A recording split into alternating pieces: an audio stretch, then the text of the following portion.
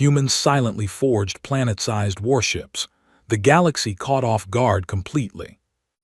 The Velarin delegate did not know how to say Earth. He tried twice, got it wrong both times, smiled in the way that powerful people smile when they do not think an apology is necessary, and moved on. I was 22, sitting in the press gallery above the grand chamber of the Galactic Compact, holding a notebook I would not close for the next 60 years. I wrote 2 words. Noted filed. My name is Claire Ward.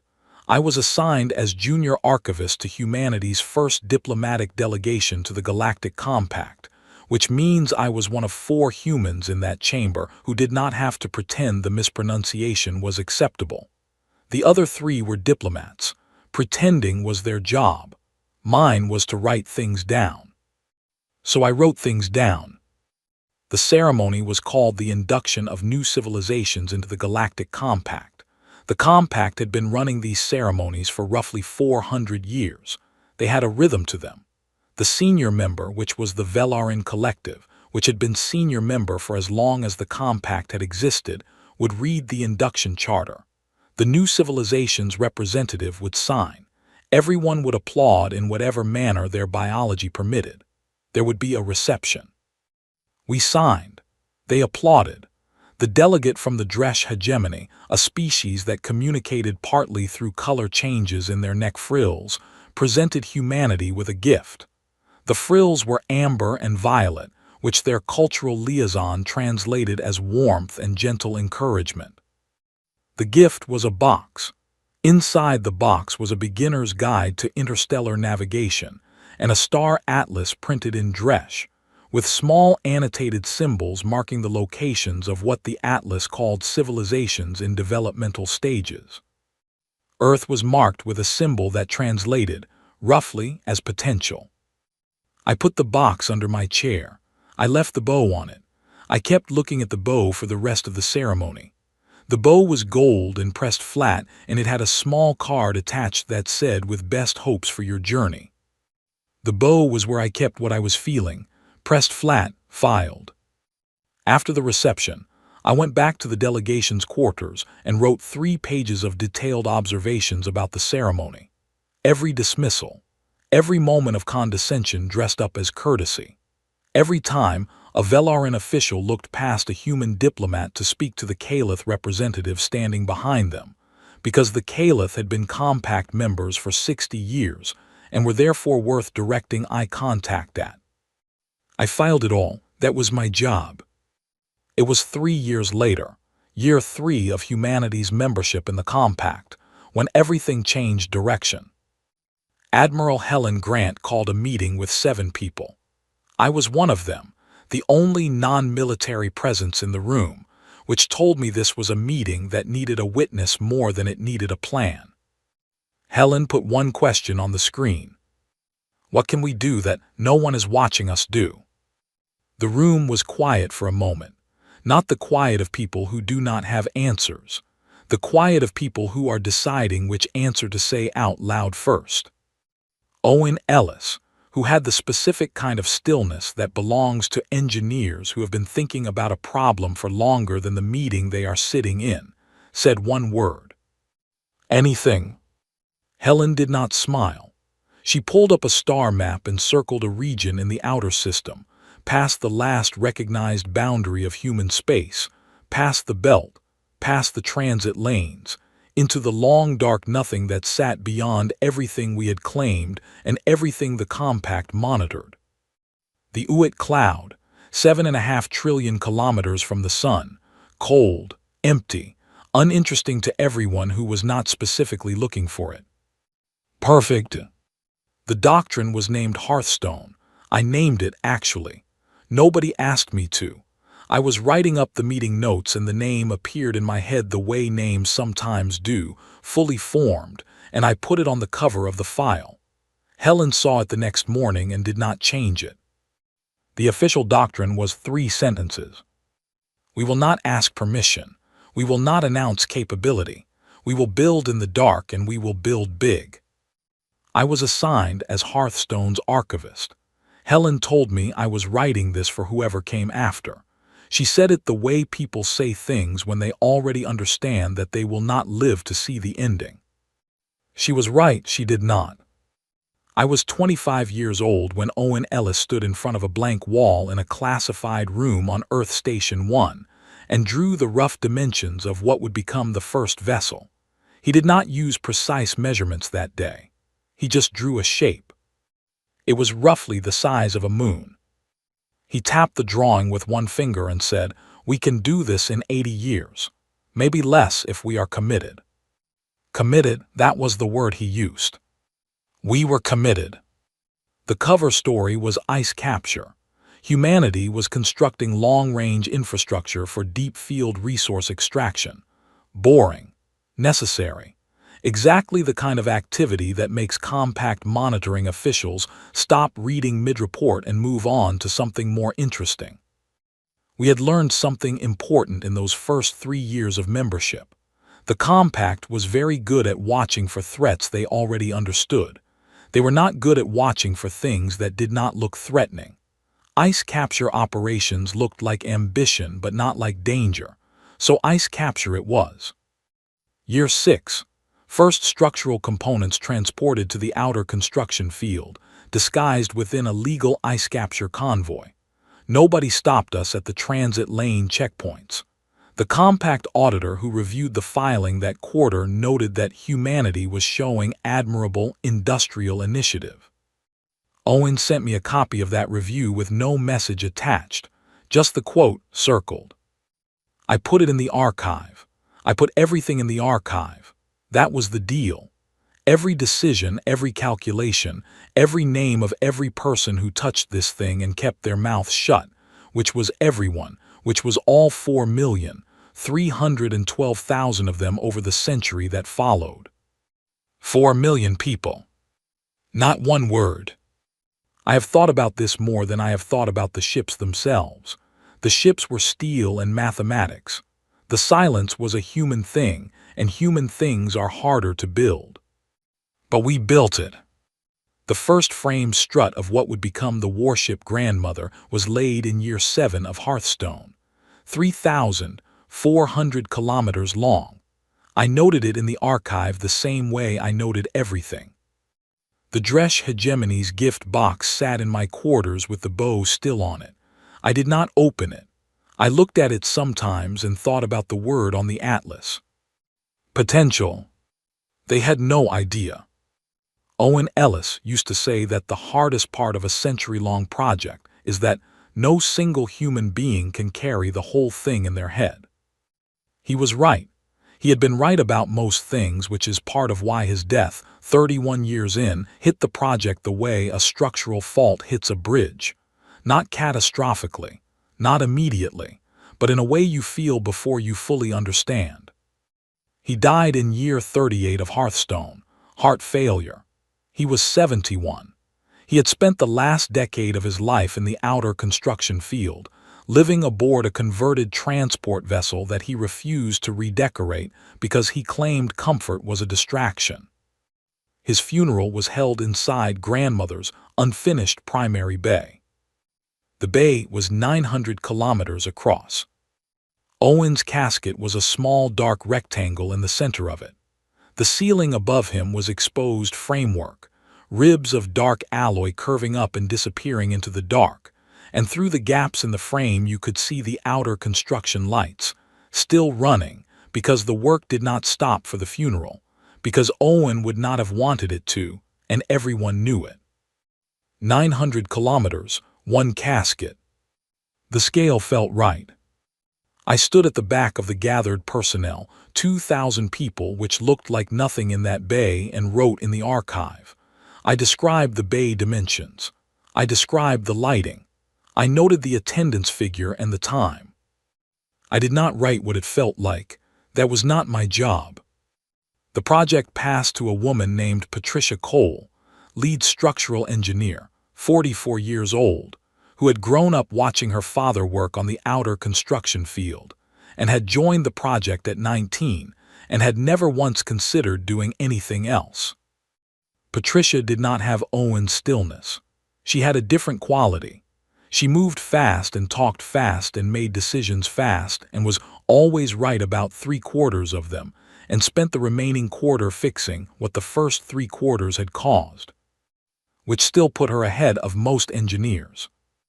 Under Patricia, the pace changed. Owen had built Hearthstone like a cathedral, one stone at a time, generationally patient. Patricia built it like someone who had been told there was a deadline and intended to meet it. The second vessel, which would be called the Patient One, was begun in year 40, before Grandmother was even half complete. The third and fourth were begun in year 45, the fifth and sixth in year 50, the seventh and eighth in year 58. 8 simultaneous construction fields, spread across a region of outer space the size of a small star system. All of it disguised as ice capture. The Compact audited the operation 4 times during this period. Each audit found the same thing: human long-range resource infrastructure, consistent with a developing civilization building for future economic expansion. Nothing extraordinary. The auditors were not stupid. They were simply not looking for this, because this was not the kind of thing that fit inside the frameworks they had built for civilizations like ours. We were supposed to be at least 300 years from anything like Grandmother. Their models said so. We had checked. The engineering problems were extraordinary. I am not an engineer, so I will tell you only what I was told. Building a vessel the size of a small planet is a problem of scale that does not respond well to conventional solutions. The gravity systems alone required a completely new approach to mass management. The propulsion systems required drive technology that, at the time of Hearthstone's founding, did not exist. The weapons systems required rethinking assumptions about energy discharge at a scale that made most theoretical models refuse to calculate. All of it was solved. Not quickly, not easily, not by any one person. Year 52. A 23-year-old engineer from Cardiff named Kate Ford was working on the gravity-fold drive problem for ship-scale application. She had been assigned to it at 21, which meant the project's leadership had handed her a problem they believed was solvable and a timeline they believed was ambitious and essentially said, "Go." Kate Ford solved it in 18 months. The solution was not what anyone expected. It applied a principle from deep-field astrophysics, the way certain large stellar objects maintain gravitational coherence during rotation, and translated it through a chain of mathematical reasoning that takes 400 pages to follow into an engine design. The engine worked, it scaled, it could move Grandmother. Kate received a classified commendation and had her name added to Grandmother's dedication plate. She told her mother she had been promoted to senior ice processing supervisor. Her mother baked her a cake. I put all of this in the archive: the solution, the 400 pages, the promotion announcement, the cake. Everything went in. Because that was the deal. Everything that happened would be recorded, not because anyone needed justification, not because we were afraid of judgment, but because 4 million people did this thing together and they deserved to have it written down correctly. The silence was the hardest part to write about, because silence by definition leaves no record. But I tried. People would ask me sometimes, not directly about Hearthstone, because you did not ask about Hearthstone directly, but in the way people ask about things they are pretending not to know about. How do you keep a secret? How do 4 million people keep a secret? The answer I gave was always the same. You give them something worth keeping. We had not been asked to keep a secret. We had been asked to build something. The secrecy was a condition of the building, not the purpose of it. Every person on the project understood what Grandmother was. They understood what the Patient One was, what the other 6 would be. They understood what it meant for the species they were part of. You do not abandon that. You do not abandon it because abandoning it would undo it, and undoing it would mean handing the galaxy confirmation of what it already suspected, that humanity was not ready, not serious. not capable of the patience required to be taken as an equal. We were done being told we were not ready. Grandmother was 70% complete in year 62. The other vessels ranged from 15 to 45%. The construction pace was accelerating in ways that Patricia Cole had promised, but that still seemed every quarter slightly improbable. I visited the outer construction field for the first time in year 63. I had been running the archive from Earth Station 1 for 40 years. I had written about grandmother in more detail than any person alive. I had never seen her. The transport brought me in from the sunward side.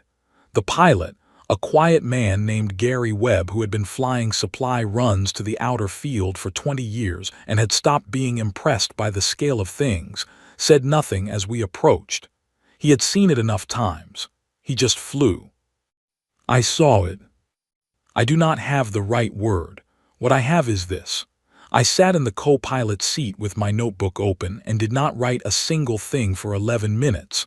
I just looked. Then I wrote the dimensions again. I had written them hundreds of times.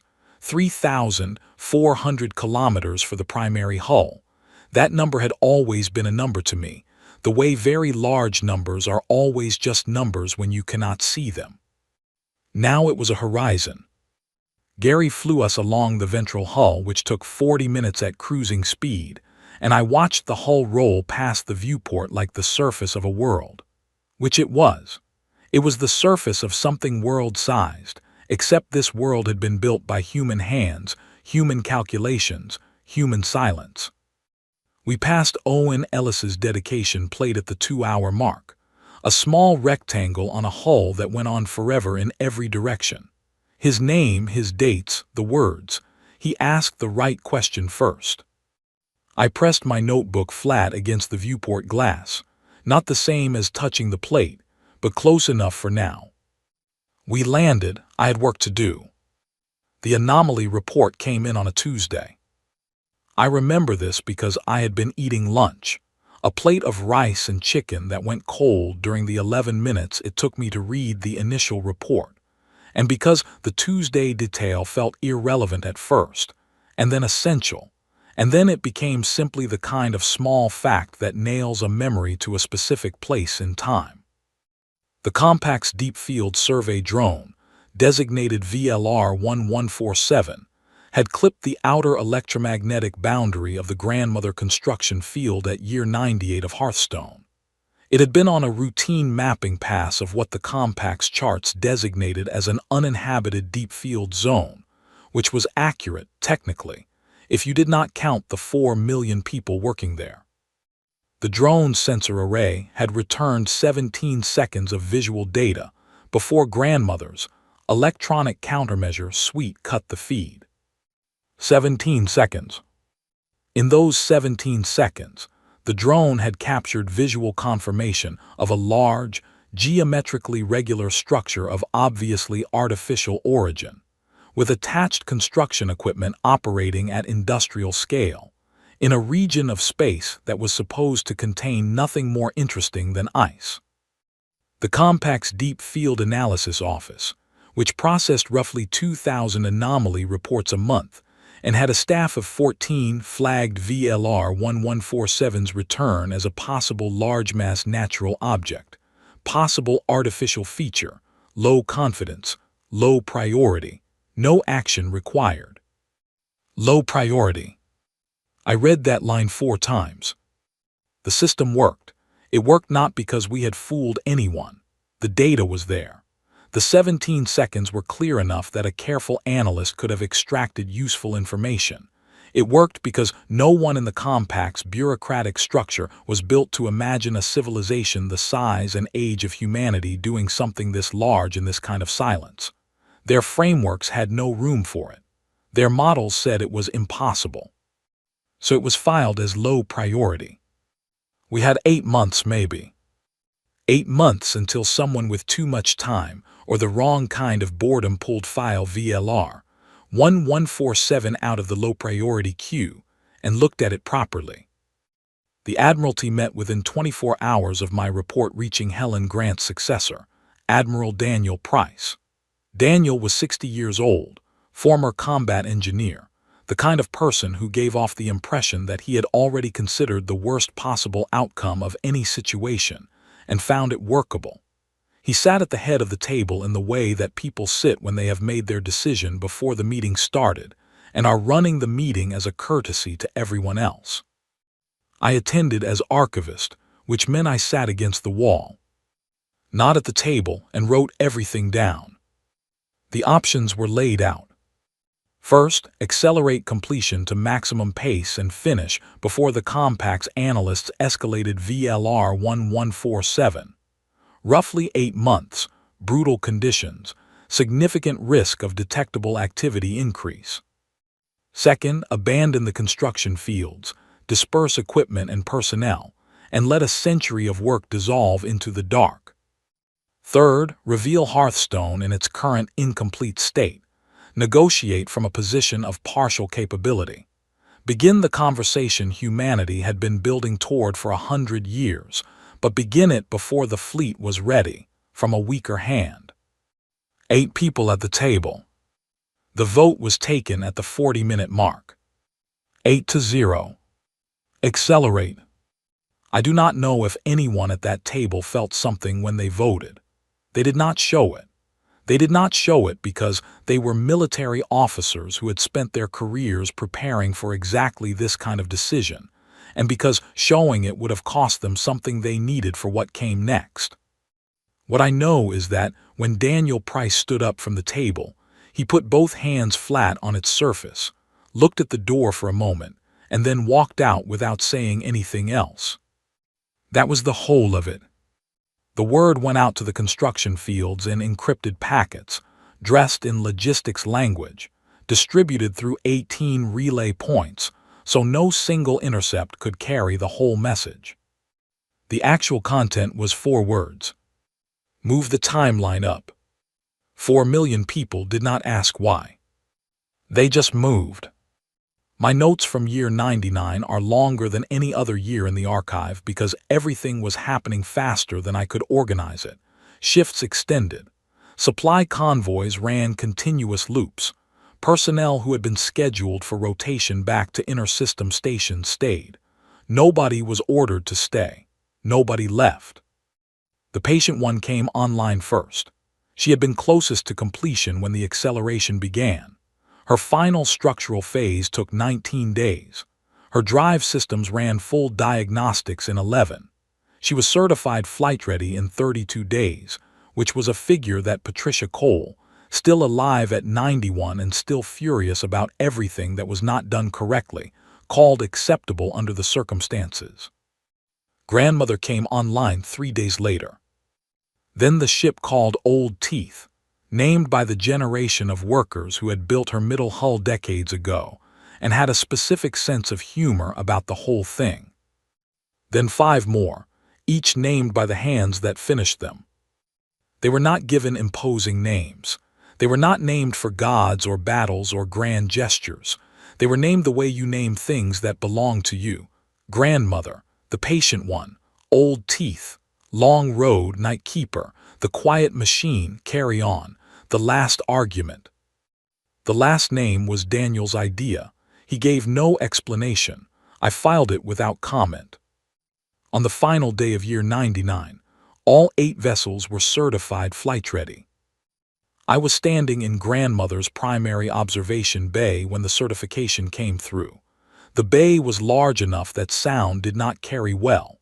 The 200 personnel present when the announcement ran through the internal channel reacted in ways that did not translate across the distance. I could see them moving. I could not hear it. I walked to the forward viewport. Through it was the outer construction field, still lit with work lights that had been running for nearly 100 years, and beyond the lights was the dark, and beyond the dark was the rest of the galaxy, which did not yet know what it was about to see. I spent a long time at that viewport. What I felt was more like the end of holding your breath, a long exhale that had been building for 60 years. I found Owen's dedication played on my way back to the archive bay. I had walked that corridor 20 times and never stopped at it, I stopped now. I put one hand flat against it. Cold, smooth, his name and his dates. He asked the right question first. I stood there for about 30 seconds, then I went back to work. On the first morning of year 100, Daniel Price gave the order. The fleet moved. What does it look like when 8 planet-sized ships enter populated space? The answer is that it looks at first like a stellar event. The Compact's early warning network, which stretched across the central arm of the galaxy in a web of monitoring buoys, relay stations, and automated sensor platforms, detected the gravity fold signatures at 600 hours, Compact Standard Time, on the first day of year 100. The signatures were enormous, each one red like a brown dwarf. The automated system flagged them as possible stellar drift anomalies, cross-referenced them against known star charts, found no matches, and escalated the report to the duty officer on the Compact's central monitoring station, orbiting Velarin Prime. He looked at the 8 signatures on his display. He looked at their positions, which formed a perfect geometric ring around the outer boundary of Compact central space. He looked at the scale readings. He called his supervisor. His supervisor looked at the display for a moment, then called his supervisor. This process continued up 4 levels of authority before someone decided to point an optical telescope at one of the signatures. The visual confirmation came back in 6 minutes. The duty officer's recorded words, which are now part of the official Compact archive, were, "That is a ship. Those are all ships. Someone tell me those are not all ships." Nobody told him that. I was watching the Compact's emergency frequency from grandmother's communications bay when it lit up. I have been in noisy rooms before. I had never been in a room that was listening to the kind of noise coming through those channels in the first hour after visual confirmation. Every major Compact member government reacting at once. Military channels, diplomatic channels, civilian government channels. The Dresh hegemony moving battle groups before anyone had issued an order, because the Dresh operated on the principle that if something large appeared without warning in your neighborhood, you moved first and understood it later. The Velarin Grand Council convened an emergency session in 12 minutes, the fastest convening in the Compact's 400-year history. I noted it in the archive. The first question recorded from that session, from a senior council member whose family line traced directly back to the delegate who had mispronounced Earth at our induction ceremony 60 years earlier, was not "What do they want?" It was not "Are they hostile?" It was not even "How many?" The first question was how. How had we done it? How had this happened without a warning, without a rumor, without a single intelligence report, a single defection, a single piece of intercepted communication? How? I wrote the word in the archive, then wrote underneath it, "Their imagination was the lid on their curiosity," then deleted that part because this was an official record. I kept the thought. The 8 ships held position. Daniel had given this order with specific language: hold position, make no aggressive gestures, do not activate weapon systems, do not respond to hails except through the designated channel. Wait. For the first 4 hours, the Compact ran every long-range sensor they had. They mapped the fleet, measured it, ran calculations on hull mass, drive signatures, and structural configurations. The data confirmed what their optical telescopes had already shown them, but confirming it with numbers seemed to be something they needed before they could fully believe it. The numbers were not comforting. Grandmother alone had a hull mass comparable to a large moon, and a drive output that the Velarin's best scientists initially calculated as theoretically impossible. The same scientists revised that conclusion approximately 90 minutes into their analysis, when the data refused to accommodate any alternative explanation. Not impossible, just not done before. Not by anyone they had been watching. The Dresh hegemony stood their battle groups down at the 6-hour mark, when it became clear the ships had not moved and showed no intention of moving. The Compact's emergency diplomatic corps made contact with humanity's inter-system government at the 7-hour mark. The conversation at the diplomatic level was, by all accounts, somewhat disorganized. Humanity's diplomats were prepared for it. The Compact's diplomats were not prepared for anything about this day, which put both sides of the conversation in very different positions. At the 9-hour mark, the Compact's senior diplomatic representative, a Velarin official I will refer to simply as the senior diplomat, hailed Grandmother directly. The Compact had done their research in those 9 hours. They knew Grandmother was the lead vessel. They knew she was the first completed.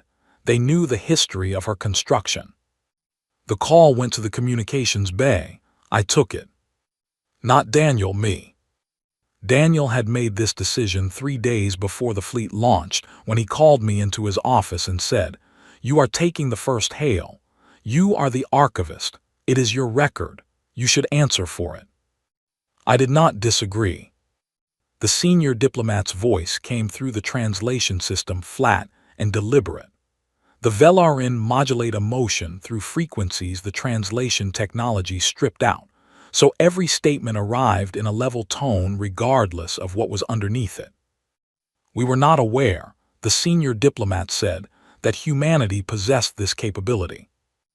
I had written my response in the archive first, the way I wrote everything important, in the record before I said it out loud, so that the record was always the primary version. "We know," I said. A pause. "We have questions," the senior diplomat said. "Yes," I said, "I would like to ask some as well." The official negotiation channel opened 6 hours later. Daniel took that session. I sat against the wall and wrote. The Compact's opening position was what you might expect from an organization that had just experienced something it had no framework for. They wanted information. They wanted to understand the full scope of what humanity had built, the complete capability inventory, the construction history, the full timeline. Daniel gave them the timeline. He told them to speak to me for the rest. The meeting on day 4 was held face-to-face. The Compact's senior diplomatic delegation of 12 arrived at Grandmother by transport and were escorted to the primary bay. They walked through the entrance and stopped. 900 kilometers across. 12 figures standing at the threshold, looking up at the ceiling that curved away and disappeared into the dark, looking sideways at walls that had no visible end. They were very small in that bay, the kind of small that numbers cannot prepare you for. Daniel walked out to meet them from the far side. That walk took him roughly half a kilometer across empty floor. The distance did something that numbers could not. The senior diplomat, when Daniel reached him, said, "This is what 100 years of silence looks like." Daniel said, "Yes." It was the only thing he needed to say. The Compact ran capability assessments throughout the first week. Their Dresh hegemony analysts ran 4 separate evaluations of the fleet, each returning slightly more detailed findings than the last, because their models kept identifying things they had missed in the previous pass. Kate Ford's engine solution alone was causing significant disruption across the Compact's scientific community. The Dresh had been the leading authority on gravity-fold propulsion for 2 centuries. Kate's 400 pages had advanced the field by an estimated 40 to 60 years. Compact engineering bodies were still working through her derivations at the end of the first week, because they could follow the mathematics, and the mathematics were correct, and the mathematics implied drive capabilities that required several days to fully absorb. A 23-year-old from Cardiff had done in 18 months what 200 years of Compact research had not managed. I noted this without additional commentary. Day 7, the Compact formally requested a full diplomatic session. Daniel agreed. He set the location as Grandmother's primary bay. Not a neutral station, not a Compact facility. Our ship, our terms. The formal address to the Galactic Compact was not delivered by Admiral Daniel Price. It was not delivered by the President of the Human Cooperative Government, or any of the 3 admirals who had commanded Hearthstone at various stages, or by Kate Ford, who had solved the problem that made the fleet possible, or by Patricia Cole, 91 years old and still technically consulting on structural integrity issues, or by any of the 4,300,000 people who had built these ships and kept the silence. It was delivered by me, Claire Ward, archivist, former junior delegation member, the person who had been writing this down since she was 22 years old.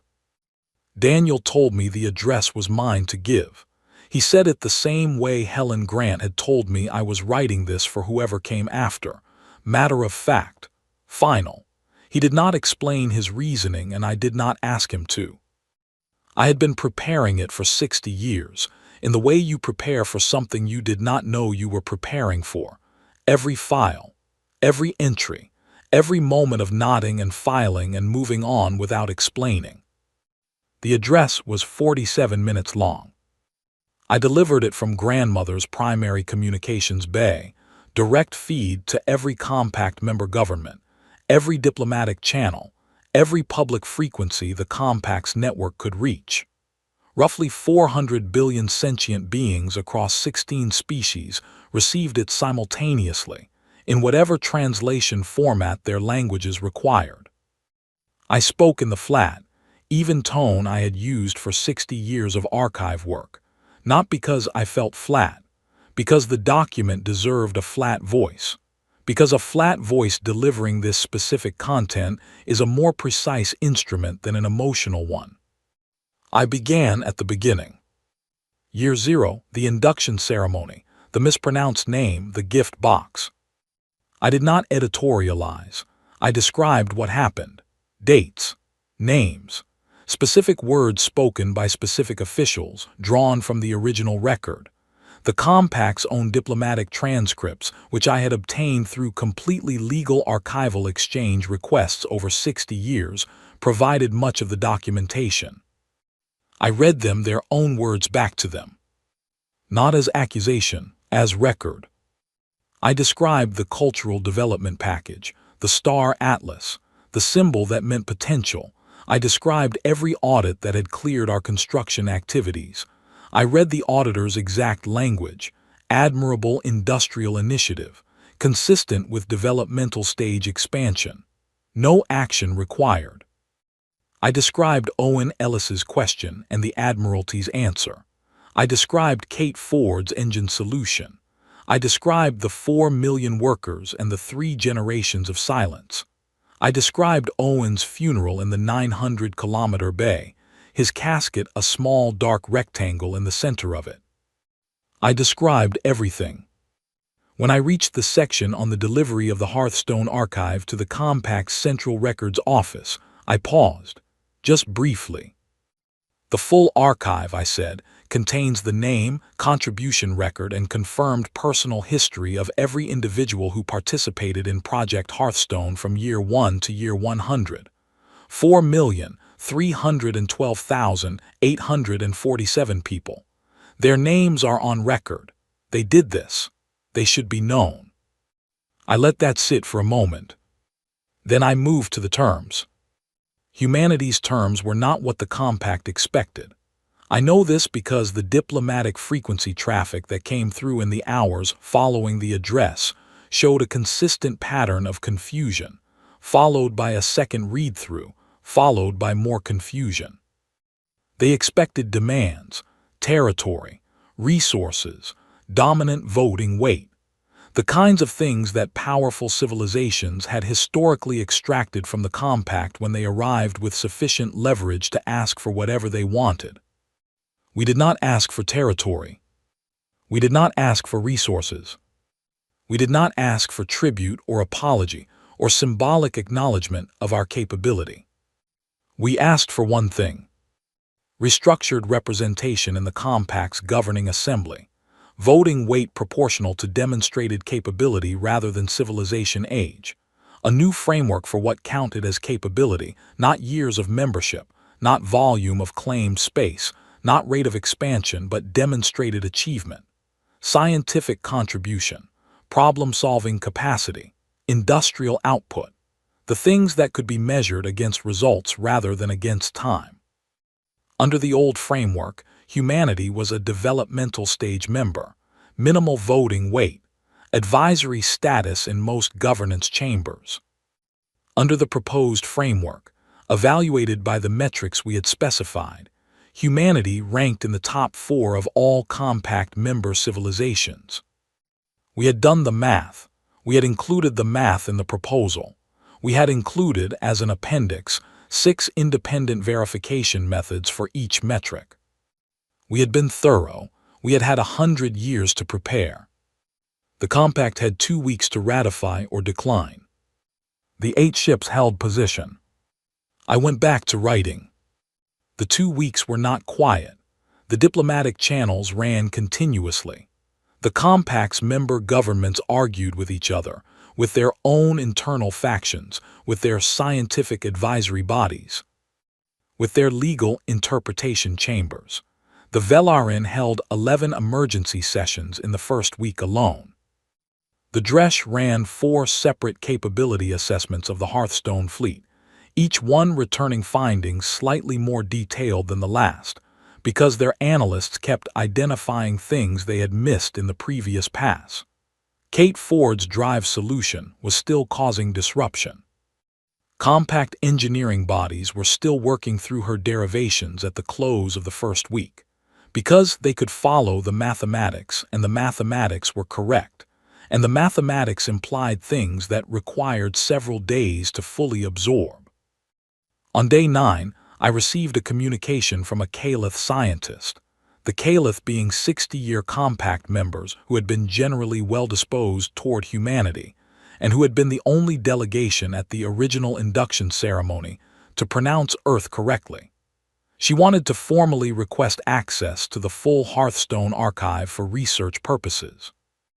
I approved the request immediately. The archive was a public document that had been intentional. If we were going to change the compact, we were going to do it by showing our work. On day 11, the vote was called. 31 in favor, 4 opposed. The 4 dissenting votes were all Velarin seats. Noted. The ratification transmitted across the compact's network at 1400 hours, Compact Standard Time. Grandmother's Communications Bay registered the confirmation at 1404. I sat in my chair in the archive bay and looked at the wall of files around me. 100 years of records, stacked and cataloged and cross-referenced. Every name, every year, every problem solved by a person who believed it was solvable without ever seeing the end result. I looked at them for a while. Then I went to my quarters. The Dresh Hegemony's gift box was on the shelf above my workstation, where it had sat for 60 years. The bow was still on it, gold and pressed flat, the small card with the best hopes for our journey. I had moved the box 17 times over 60 years, station to station, assignment to assignment, from Earth Station 1 to the outer construction field to Grandmother's archive bay to my current quarters. Every move the box came with me, every move the bow intact. I sat down and looked at it. I thought about the 22-year-old in the press gallery who had put it under her chair and decided to keep what she was feeling pressed flat, filed, pointed somewhere useful rather than somewhere loud. I thought about whether she would recognize me. I picked up the box. I opened it. Inside was the beginner star atlas, hand-illustrated in Dresh, which I could now read fluently, having learned it in year 12 because I thought it might be useful and I had been right. The illustrations were detailed and careful, clearly made by someone who loved the subject. The galaxy laid out in ink, stars named in Dresh script, systems annotated with information about their contents and their civilizations. Earth system was near the inner arm, a small sun, 4 rocky planets, 1 inhabited. The annotation was one Dresh character. Potential. I turned the atlas over in my hands. I found the page for Velarin Prime, Ancient, Senior, the oldest member of the Compact with a history of spaceflight stretching back 12,000 years. The annotation for Velarin was a long string of characters. It said Central Pillar of Civilization, Holder of Long Memory, First Among Equals. I thought about the duty officer who had looked at 8 planet-sized ships on his display and called his supervisor. I thought about the senior diplomat who had asked how. I thought about 11 emergency sessions in the first week, 4 dissenting votes, not how, not why. How? They were still asking how. I closed the atlas carefully. I put it back in the box. I set the box on the shelf. The bow I left off. I went back to the archive bay and opened a new file. The new file was the first entry in what would become the post-Hearthstone archive. Everything that had come before was the record of building. Everything that followed would be the record of what we did with what we had built. I began the way I always began, the way Helen Grant had taught me to begin, the way the discipline of archiving demands that you begin. With what happened exactly, no more. Year 1 of the post-Hearthstone period. Compact ratification confirmed. 8 vessels certified and operational, holding position in compact central space pending formal assignment. Representation framework under implementation review. Kate Ford's drive solution accepted for publication in the Compact's open scientific record. Effective date, today. I paused, added one more line. The record is complete to this point. It will continue. Then I thought about something Daniel had said on day 4, when he came back from the face-to-face meeting and sat across from me in the archive bay and said nothing for a full minute before speaking. They kept asking how, he had said. They cannot understand the silence. I had told him their model of how a civilization behaves had no room for what we did. He had looked at the archive bays around us, floor to ceiling, 100 years of records, and said, then their model needed updating. I added a final paragraph to the opening entry. Note for future readers of this archive, and for anyone reviewing the history of Project Hearthstone who wishes to understand its essential nature. 4,300,000 people kept this project a secret for 100 years. They did not do it because they were ordered to. They did not do it because they feared consequences. They did it because they were given something worth doing, and they understood that doing it quietly was the only way to do it at all. If you are looking for the most significant achievement of Project Hearthstone, it is not the ships. It is this. This is what we built first. Everything else was made possible because we built this first. I saved the file. I went to the viewport in the archive bay.